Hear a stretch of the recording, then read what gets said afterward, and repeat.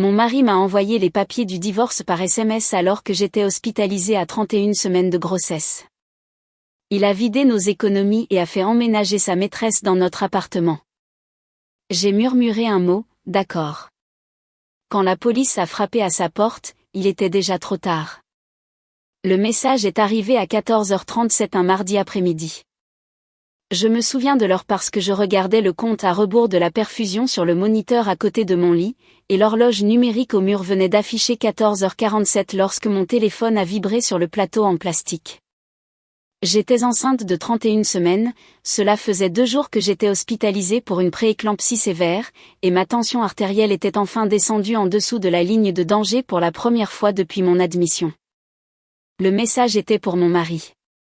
Je pense que nous savons tous les deux que ça ne marche plus. J'ai déménagé mes affaires chez Thérèse. Les papiers arriveront à l'hôpital demain. S'il te plaît, ne rends pas ça plus difficile que ça ne doit l'être. C'était tout. 3 phrases. 4 ans de mariage. Un petit garçon qui n'était pas encore né.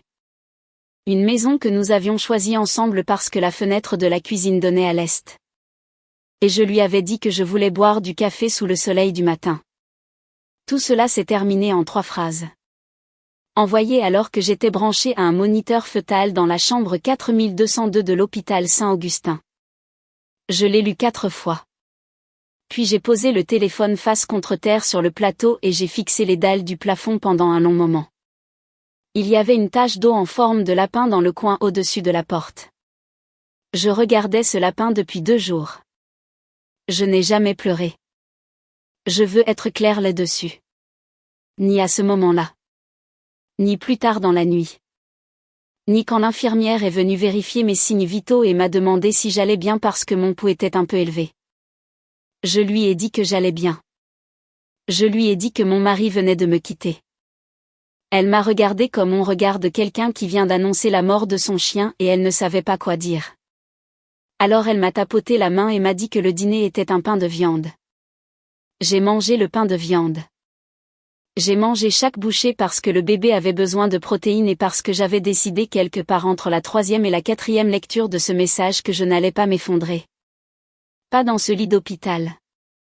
Pas selon le calendrier de cet homme. Pas une minute de plus de ma vie. Mon nom est Colette. J'ai 33 ans. Je suis avocate en planification successorale, ce genre de détail que mon mari présentait toujours au fait en disant « elle fait des testaments ». N'est-ce pas déprimant, comme si toute ma carrière était une blague? J'étais avec lui depuis la faculté de droit.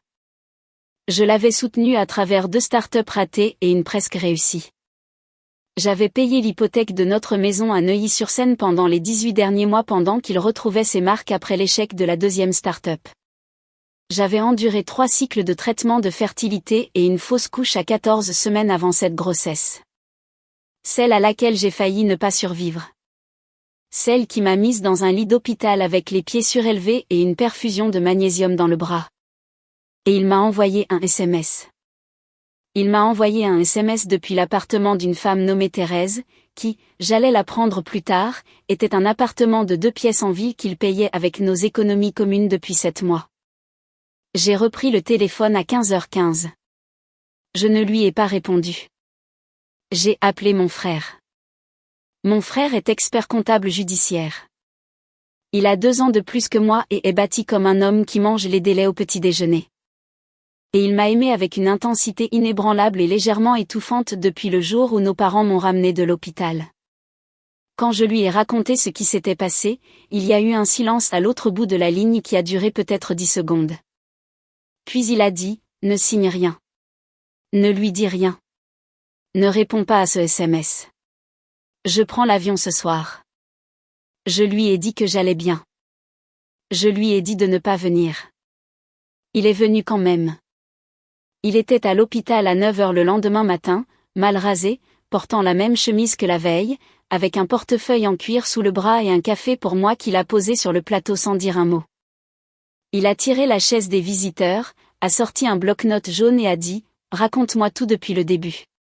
Ne laisse rien de côté. » Alors, je l'ai fait. Je lui ai parlé des cartes de crédit que j'avais remarquées au printemps dernier, celles qui étaient apparues sur nos relevés de crédit à mon insu. Je lui ai parlé des voyages que mon mari avait faits pour chercher des investisseurs, ceux où il revenait en sentant un parfum que je ne portais pas. Je lui ai parlé de la fois où je lui avais demandé sans détour s'il y avait quelqu'un d'autre. Et il avait ri et m'avait traité de paranoïaque et avait dit que les hormones de grossesse me rendaient folle.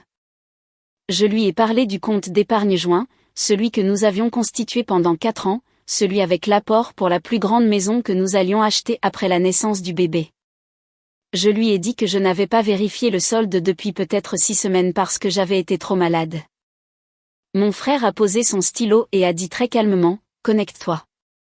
Je me suis connecté. Le solde était de 43 €. Je veux vous dire que j'ai ressenti quelque chose à ce moment-là. De la rage, du désespoir, quelque chose.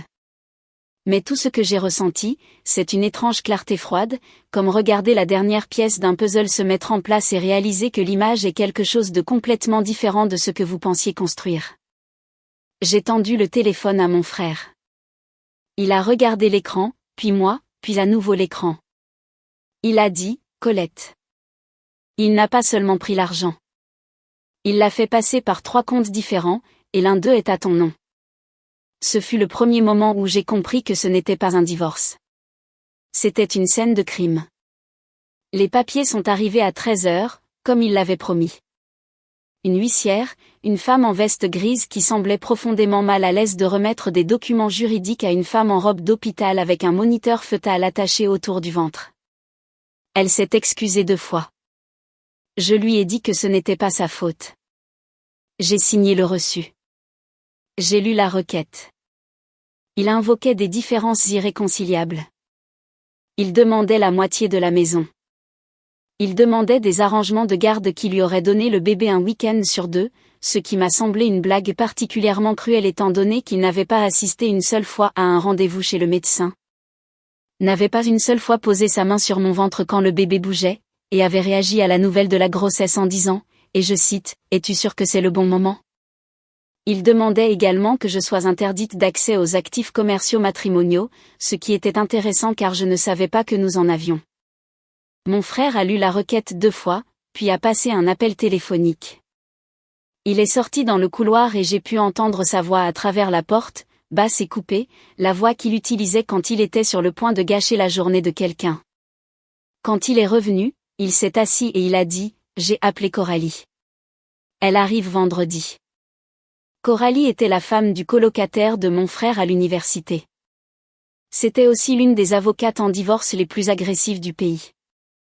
Le genre de femme dont le nom faisait soupirer lentement les autres avocats et les faisait chercher leurs antiacides. Je l'avais rencontrée exactement 2 fois. Les 2 fois à des fêtes de Noël et les 2 fois elle m'avait dit que j'avais un bon visage pour le poker. J'ai dit que je ne pouvais pas me permettre Coralie. Mon frère a dit qu'elle me devait une faveur, une grosse. Ne t'inquiète pas pour ça. J'ai demandé à quoi servait la faveur. Il a dit, je ne vais pas te le dire parce que tu es avocate et que tu vas trouver ça bizarre. Fais-moi juste confiance. Je lui ai fait confiance. Les 4 jours suivants ont été les plus étranges de ma vie. Je suis restée dans ce lit d'hôpital avec mon frère campé sur la chaise des visiteurs, son ordinateur portable ouvert, travaillant sur les relevés bancaires, les relevés de cartes de crédit et les déclarations de revenus. Il avait déjà récupéré les dossiers commerciaux de mon mari. Il avait déjà récupéré les documents de la SARL pour quelque chose appelé Holdings du Chêne, qui avait été formé il y a 11 mois, que mon mari avait signé en tant qu'associé unique, et qui avait reçu 17 virements distincts de nos comptes joints au cours de la dernière année. Totalisant un peu plus de 360 000 €, 360 000 € du compte joint à une société dont je n'avais jamais entendu parler. Au nom de mon mari à mon insu. Mon frère a dit, « Colette, c'est une fraude par virement bancaire. » C'est une fraude bancaire. C'est, selon la façon dont il a déposé ses impôts, éventuellement une fraude fiscale.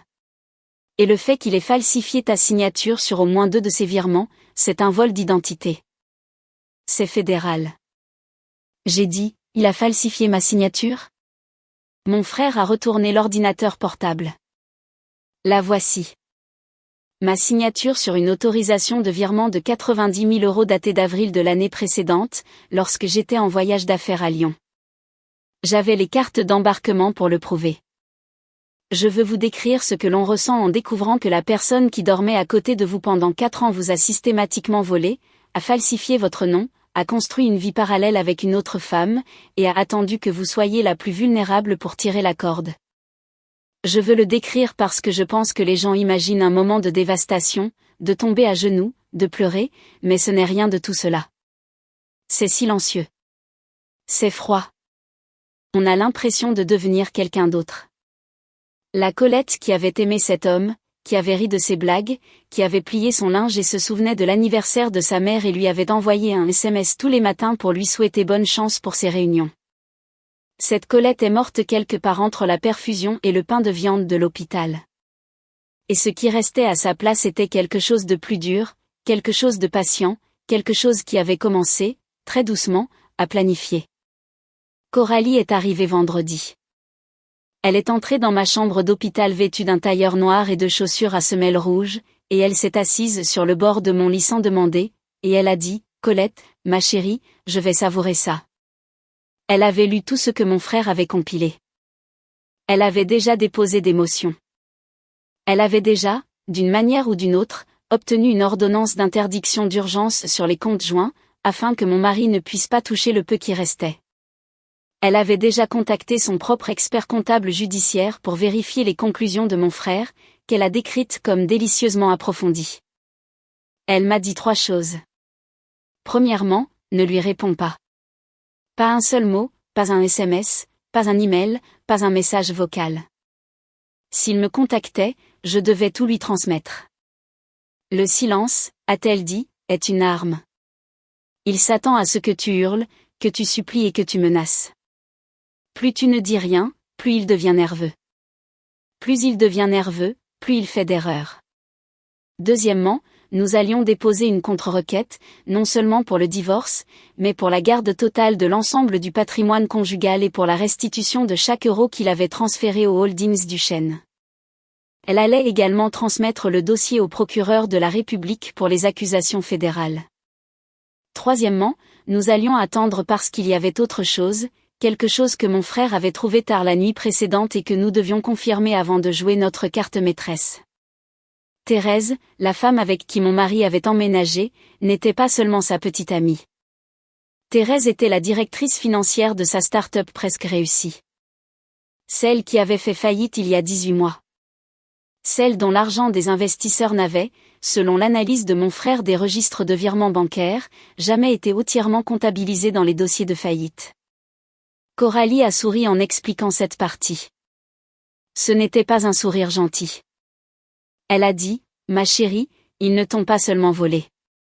Ils ont volé ces investisseurs, puis ils ont utilisé ton argent pour vivre pendant qu'ils couvraient ça. » Je lui ai demandé ce que nous allions faire. Elle a dit, « Ma chérie, tu vas avoir un bébé.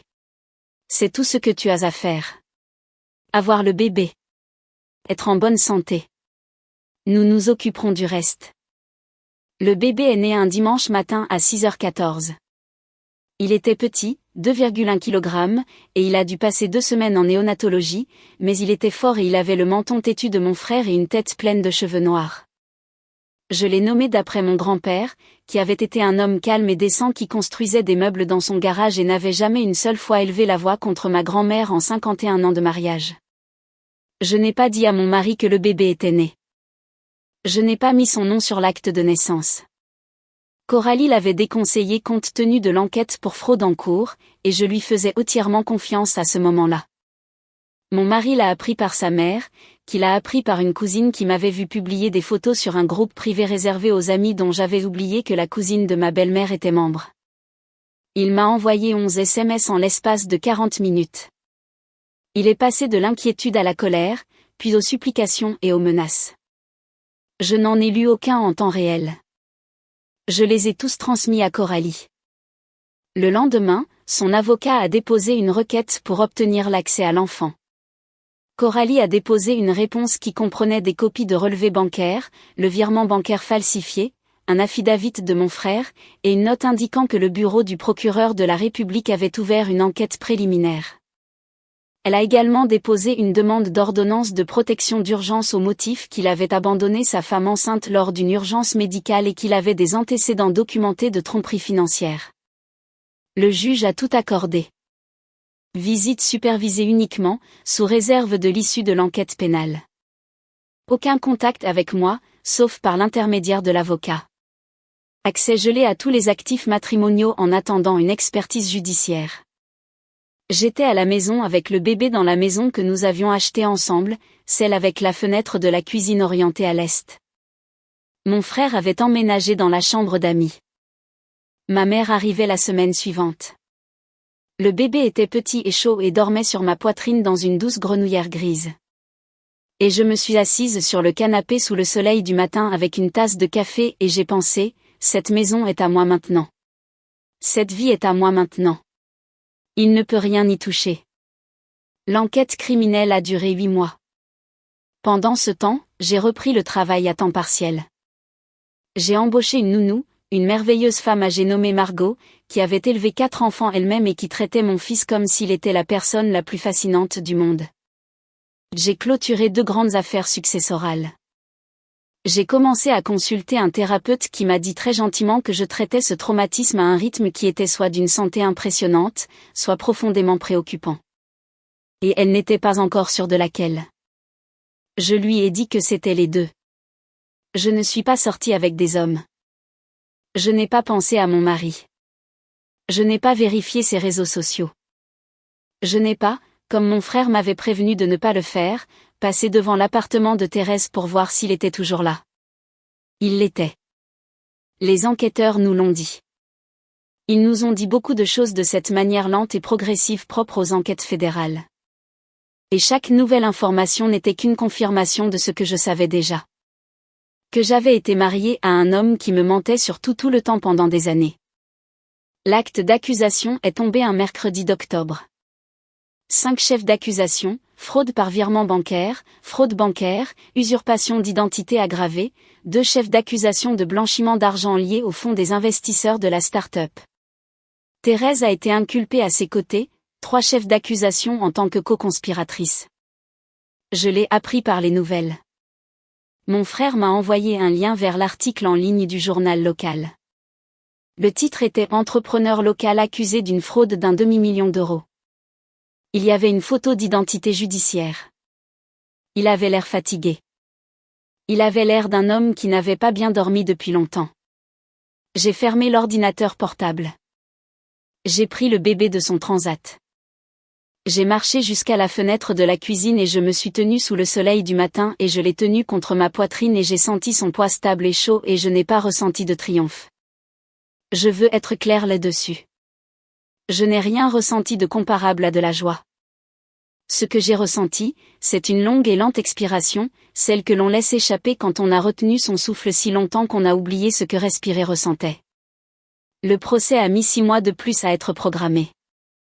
Il a finalement plaidé coupable, 3 semaines avant le début. 42 mois de prison fédérale, restitution de chaque euro qu'il avait pris, plus des pénalités, perte de sa licence commerciale, un casier judiciaire. Thérèse a accepté son propre accord une semaine plus tard, 18 mois, et une coopération totale. Le divorce a été prononcé 2 mois après cela. J'ai eu la maison. J'ai eu la voiture. J'ai eu la garde légale et physique complète de mon fils. J'ai obtenu un règlement qui, combiné à l'ordonnance de restitution fédérale, m'a entièrement dédommagé sur le plan financier. Je n'ai pas eu d'excuses.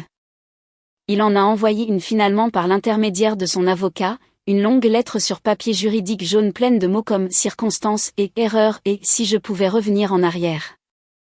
J'ai lu 3 paragraphes. Puis je l'ai mise dans le destructeur. Coralie m'avait dit que je ne lui devais pas de réponse et pour une fois dans ma vie, j'ai suivi le conseil facile. Le bébé a 2 ans maintenant. Il est bruyant et joyeux et obsédé par les camions poubelles.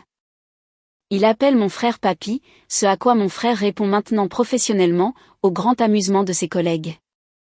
Ma mère vient toutes les 6 semaines. La maison semble pleine d'une manière qu'elle n'a jamais eue quand mon mari y vivait, ce à quoi je pense parfois le matin quand je suis à la fenêtre de la cuisine sous la lumière de l'étang buvant du café pendant que mon fils arrange ses camions poubelles jouets en une ligne méticuleuse sur le sol. Derrière moi. Je travaille toujours. J'ai pris un associé l'année dernière. Nous sommes maintenant spécialisés dans la planification successorale pour les femmes en transition, ce qui est un terme professionnel poli pour les femmes qui viennent de découvrir que leur mari leur mente depuis des années et qui ont besoin de comprendre à quoi elles ont droit et comment le protéger. La plupart d'entre elles viennent nous voir en pleurant. La plupart d'entre elles repartent avec un plan. Je leur dis à toutes la même chose, la chose que j'ai apprise dans ce lit d'hôpital en regardant la tache d'eau en forme de lapin. Je leur dis que le geste le plus fort est le silence. La réponse la plus forte est la patience. La chose la plus dévastatrice que vous puissiez faire à un homme qui vous a trahi est de refuser de lui donner la réaction sur laquelle il comptait. Ils veulent que vous hurliez. Ils veulent que vous suppliez. Ils veulent que vous rendiez cela laid et émotionnel. Parce que si vous êtes émotionnel, vous n'êtes pas stratégique. Et si vous n'êtes pas stratégique, vous ne pouvez pas voir le piège qu'ils ont tendu. Mais si vous vous taisez, si vous respirez, si vous appelez les bonnes personnes et que vous les laissez faire leur travail, si vous attendez, alors vous ne faites pas que survivre. Vous en sortez avec la maison, le bébé, le compte bancaire et la conscience tranquille. Et il entre dans un tribunal fédéral avec son nom sur un acte d'accusation et son avenir sur un calendrier marqué en moi. Je n'ai jamais envoyé de réponse à mon mari à ce message. Pas un mot. Ni à ce moment-là. Ni après l'inculpation, ni après le plaidoyer. La dernière chose que je lui ai dite a été un baiser d'adieu le matin où il m'a emmenée à l'hôpital alors que j'étais encore sa femme et qu'il faisait encore semblant d'être mon mari. Et j'ai dit, je t'aime. Et il a dit, conduis prudemment. Et nous avons tous les deux menti. C'est la partie avec laquelle j'ai fait la paix la plupart du temps. Que l'amour peut s'asseoir à table en face d'un mensonge pendant des années et ne jamais le savoir. Qu'une personne peut vous tenir la main pendant une fausse couche tout en planifiant sa sortie. Que le pire dans la trahison n'est pas la trahison elle-même. C'est de réaliser à quel point vous avez passé votre vie à aimer quelqu'un qui n'a jamais vraiment été là.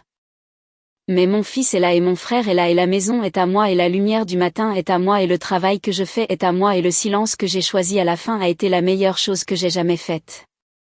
Si vous êtes assise quelque part en ce moment en lisant ceci et que vous venez de recevoir un SMS comme celui que j'ai reçu, je veux que vous m'entendiez très clairement. Ne lui répondez pas. N'appelez pas. Ne hurlez pas. Ne suppliez pas. Prenez le téléphone et appelez quelqu'un qui vous aime. Puis appelez quelqu'un qui vous aime. Puis appelez quelqu'un qui connaît la loi. Puis respirez. Puis attendez. Vous n'avez aucune idée de ce dont vous êtes capable jusqu'à ce que le pire se produise. Et puis vous le découvrez. Et puis vous continuez. Et puis un matin vous êtes dans votre propre cuisine, à votre propre fenêtre orientée à l'est, tenant une tasse de café que personne ne peut vous prendre. Et vous réalisez que la femme dans le lit d'hôpital n'est pas morte ce jour-là. Elle s'est juste enfin réveillée. Je pense parfois à cette chambre d'hôpital, la tache d'eau en forme de lapin. La perfusion qui défile, le téléphone posé face contre terre sur le plateau. Je pense à la femme que j'étais dans ce lit. Celle qui avait passé 4 ans à construire une vie avec un homme qui était déjà à moitié parti. Et je ne la reconnais plus. Non pas parce qu'elle était faible. Elle ne l'était pas. Elle était juste confiante comme les gens décents sont confiants, comme il faut l'être si l'on veut aimer quelqu'un. Ce que j'ai appris dans ce lit et pendant les 8 mois qui ont suivi, c'est que le monde est construit sur la cause et l'effet d'une manière que la plupart d'entre nous ne veulent pas admettre. Chaque choix plante une graine. Mon mari a choisi, par petites touches au fil des ans, de me mentir. Il a choisi de falsifier ma signature. Il a choisi de vider nos économies dans une société écran. Il a finalement choisi d'envoyer un SMS à une chambre d'hôpital. Et quand les conséquences de ces choix sont arrivées sous la forme d'une inculpation fédérale, elles ne sont pas arrivées parce que l'univers l'a puni. Elles sont arrivées parce qu'il les avait construites brique par brique de ses propres mains. Il avait simplement oublié que j'étais le genre de femme qui tient des registres. Je pense à Coralie, qui m'a appris que la stratégie n'est pas la cruauté.